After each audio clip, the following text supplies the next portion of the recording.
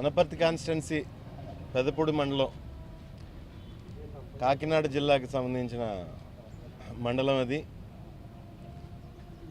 అక్కడ వాంటెడ్లీ కొన్ని occupations without any time being కానీ నోటీస్ కానీ లేకుండా చేయడం, ఒక రియల్ ఎస్టేట్ వెంచర్ కోసం వాళ్ళకి లబ్ధి చేకూరేలాగా పేద ప్రజల్ని, ఒక 8 ఇళ్ళని అర్ధరాత్రి మీద కూల్చేసి వాళ్ళకి నీడ లేకుండా చేసి చాలా ఇబ్బంది పెట్టడం జరిగింది.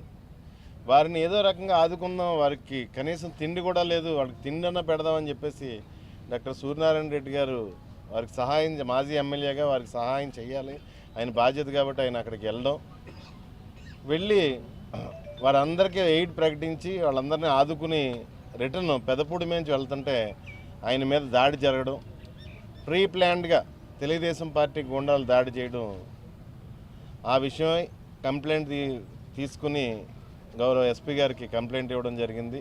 ఆయన ఖచ్చితంగా యాక్షన్ తీసుకుంటానని చెప్పేసి చెప్పడం కూడా జరిగింది. Thank you. అనపర్తి నియోజకవర్గం పెదపూడి మండలంలో దోమాడ గ్రామంలో మరి ఇల్లు కూల్చివేత సంఘటనకు సంబంధించి గత 10 రోజుల నుంచి జరుగుతున్న విషయం కూడా మీడియా సోదరులందరికీ కూడా తెలుసు. మరి అక్కడ వారికి నిలువ నీడలేక వారు కేవలం టెంట్ కిందే మరి వాళ్ళు నివసిస్తున్నారు. వాళ్ళకి ఫుడ్ అరేంజ్ చేయడమే కాకుండా రైస్ కూడా ఇచ్చి మరి తిరిగి వస్తుంటే ఎవరైతే అనపర్తి ఎమ్మెల్యే రామకృష్ణారెడ్డి ఉన్నారో వారి ఈ సూచనల మేరకు తెలుగుదేశానికి సంబంధించినటువంటి కొంతమంది గూండాలు నాపైన దాడికి ప్రయత్నించడం, వెంటనే అక్కడ నుండి సోదరీమణులు, అదేవిధంగా వైఎస్ఆర్ కాంగ్రెస్ పార్టీ కార్యకర్తలు, నాయకులు కూడా నాకు తోడుగా వచ్చి నన్ను మరి సురక్షితంగా బయటికి తీసుకురావడం జరిగింది. అంటే పేద ప్రజలకు న్యాయం చేయడం, సహాయం చేయడం తప్ప అని ఈ సందర్భంగా ఎమ్మెల్యే రామకృష్ణారెడ్డిని అడుగుతా ఉన్నాను.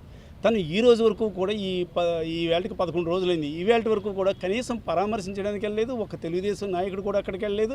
వాళ్ళకి ఎవరికి కనీసం గుక్కుడు మంచినీళ్ళు కూడా ఎవరు ఇవ్వలేదు. కానీ సహాయం చేస్తున్న వాళ్ళకి అంటే వాళ్ళకు అడ్డు ఉండకూడదు, రాజకీయంగా ఎవరు కూడా ఎదురుగా మాట్లాడకూడదు, వాళ్ళు ఎవరైతే వ్యతిరేకులు ఉన్నారో వాళ్ళని రాజకీయంగా అంతం చేయాలన్న ఉద్దేశమే రామకృష్ణారెడ్డి ఉద్దేశం ఈ సందర్భంగా తెలియజేస్తున్నాను. గతంలో మరి చూసాం, ఎంతోమంది కార్యకర్తలని, నాయకుల్ని కూడా ఇంటికి పిలిపించి ఏ రకంగా వాళ్ళని అందరినీ కూడా హింసించారా అన్నది వీడియోలు, ఫోటోలు చూస్తే తెలుస్తుంది. కానీ ఒకటే చెప్తున్నా రామకృష్ణారెడ్డి, నువ్వు ఎన్ని ప్రయత్నాలు చేసినా, ఎన్ని రకాల దాడులకి నువ్వు పురమాయించినా కూడా ఎక్కడా కూడా జంకేదే లేదు.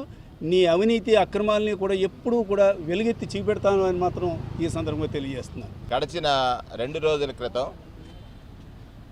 అనపర్తి మాజీ శాసనసభ్యుడు సత్తి సూర్యనారాయణ రెడ్డి గారి పైన తెలుగుదేశానికి సంబంధించి, లేకపోతే భారతీయ జనతా పార్టీకి సంబంధించి, లేకపోతే అక్కడ రామకృష్ణారెడ్డి గారు అనే శాసనసభ్యుడికి సంబంధించినటువంటి కొంతమంది ఎవరైతే దోమాడ గ్రామంలో ఇల్లు కోల్పోయి నిరాశ్రయులైనటువంటి వారికి సహాయం చేసి తిరిగి వెళ్తున్నటువంటి సందర్భంలో దాడికి ప్రయత్నించడం అనేటువంటిది అమానుషం.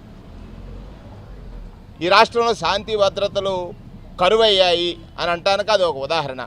ఒక మాజీ శాసనసభ్యుడు క్షతగాత్రులు అయితే ఆ ఆపదలో ఉన్న వాళ్ళని ఆదుకోవడానికి వెళ్ళడానికి కూడా ఆస్కారం లేని రీతిలో శాంతి భద్రతలు ఉన్నాయా అనే విషయం అనుమానం కలిగేటువంటి పరిస్థితి ఈ రాష్ట్రంలో ఉంది. దానిని ఇవాళ జిల్లా ఎస్పీ గారు అయినటువంటి, కాకినాడ జిల్లా ఎస్పీ గారు అయినటువంటి వారిని కలిసి, ఎస్పీ గారిని కలిసి ఏదైతే సూర్యనారాయణ రెడ్డి గారి పైన దాడికి ప్రయత్నించినటువంటి సంఘటనలో సాక్షులుగా ఉన్నవారు, పోలీసు వారు కూడా అక్కడికి వచ్చారు. సూర్యనారాయణ రెడ్డి గారు కంప్లైంట్ లాంచ్ చేశారు పెదపూడి పోలీస్ స్టేషన్లో. దానిపైన విచారణ చేసి దోషులు ఎవరైతే ఉన్నారో, ఎవరైతే ఆ దాడికి ప్రయత్నం చేసిన వారు ఉన్నారో వారందరిపైన చట్టపరమైన చర్యలు తీసుకోవాలనేటువంటిది డిమాండ్గా వారికి తెలియజేయడం జరిగింది. ఎస్పీ గారు ఖచ్చితంగా శాంతి భద్రతలను రక్షిస్తాం, ఏదైతే జరిగినటువంటి ఉదంతం ఉందో దానిలో ఎవరైతే పార్టిసిపేట్ చేశారో మాజీ ఎమ్మెల్యే గారి పైన దాడి చేయాలని ప్రయత్నం చేశారో వారందరిపైన చర్యలు తీసుకుంటారనేటువంటి మాట మాకు ఎష్యూరెన్స్ ఇచ్చారు. ఇక్కడ ప్రధానంగా అడుగుతున్నది ఏమిటంటే, ఈ రాష్ట్రంలో పోలీస్ శాఖ విధుల నిర్వహణలో బయాసుడిగా పనిచేసేటువంటి ఒక ప్రయత్నం జరుగుతూ ఉంది. దాని నుండి నిష్పక్షపాతంగా ప్రజలు అంటే ప్రభుత్వం నుంచి ప్రభుత్వంలో కీలక పాత్ర పోషించేటువంటి ఐపీఎస్లు ఐఏఎస్లు నిష్పక్షపాతంగా పనిచేయాలనేటువంటిది మా కోరిక.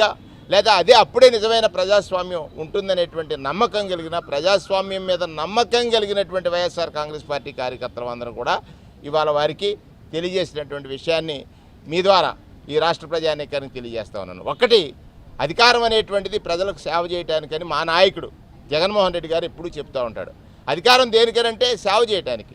అధికారం అహంకారంగా మారిపోయి ప్రజలపై దాడులు చేయడానికి కాదనేటువంటిది ఒకసారి అక్కడ ఉన్నటువంటి శాసనసభ్యులు గుర్తించాల్సినటువంటి అవసరం ఉంది. ఏదో ఒక అబద్ధాన్ని ప్రచారం చేసి, అసత్యాన్ని ప్రచారం చేసి పేద ప్రజల్ని హింసించడం ద్వారా వారి పార్టీని బలపరుచుకోవాలనేటువంటి ప్రయత్నం ఏదైతే ఉందో అది సాగదనేటువంటి విషయాన్ని కూడా గుర్తు చేస్తూ 2 ఉదాహరణలు చెప్తా ఉన్నాను. ఇందులో భక్తులు చనిపోయారు, ముఖ్యమంత్రి వెళ్ళారా? ఉప ముఖ్యమంత్రి వెళ్ళారా? వెళ్ళలేదే. మరి యువనాయకుడైనటువంటి లోకేష్ వెళ్ళారా? వెళ్ళలేదే. అంటే భక్తుల ప్రాణాలంటే ఎంత చులకనో ఇది ఒకటి అర్థమైంది. ఇక్కడ జరిగిన ఇన్సిడెంట్లో కూడా పేదలు, ఇల్లు లేని వాళ్ళు కేవలం ఆ వెంచర్కి సంబంధించినటువంటి ప్లేసులోనే, ఏదైతే వెంచర్కి సంబంధించినటువంటి ప్లేస్లోనే ఇల్లు లేకుండా కొన్ని సంవత్సరాలుగా ఇల్లు కట్టుకుని ఉన్న వారిని నిరాశ్రయం చేసింది ఈ ప్రభుత్వంలో ఉన్నటువంటి పెద్దలు, పాలకులు అనేటువంటిది అర్థమవుతుంది. అంటే పూర్వం మనకు ఒక సామెత ఉండేది. సామెతే కాదు, చంద్రబాబు నాయుడు గారు ఈ మధ్యలో ఒకటి మొదలుపెట్టారు, P4 అని. పేదలను గుర్తించి పెద్దల చేత సహాయం చేయిస్తారని. చంద్రబాబు నాయుడు గారు నేను అడుగుతున్నాను, చంద్రబాబు నాయుడు గారు ఇక్కడ మీరు చెప్పిన దానికి పూర్తిగా రివర్స్లో, మీరు ఏదైతే P4 చెప్పారో దానికి పూర్తి రివర్స్లో పేదలను కొట్టి పెద్దలకు పెడుతున్నారు. పేదలను కొట్టి పెద్దలకు పెట్టడం P4, పెద్దల సహాయంతో పేదలను పెంచడం P4 నిర్ణయించుకోవాల్సినటువంటి అవసరం ఉంది. బాధ్యత గల ముఖ్యమంత్రి, బాధ్యత గల ఉప ముఖ్యమంత్రి, బాధ్యత కలిగినటువంటి మంత్రి సింహాచలంలో భక్తులు మరణిస్తే కనీసం పలకరించడానికి లేదా వారిని ఓదార్చడానికి వెళ్ళలేనటువంటి పరిస్థితి కూడా రాష్ట్ర ప్రజానీకం గమనించండి. కేవలం వీళ్ళు రాజకీయం వారి సంపాదన కోసం తప్ప పెద్దలు అవ్వాలి, పేదలే అవ్వాలి అనేటువంటి వారి లక్ష్యాన్ని ఈ సందర్భంలో గుర్తించమని ప్రజలందరినీ నేను కోరుతా ఉన్నాను.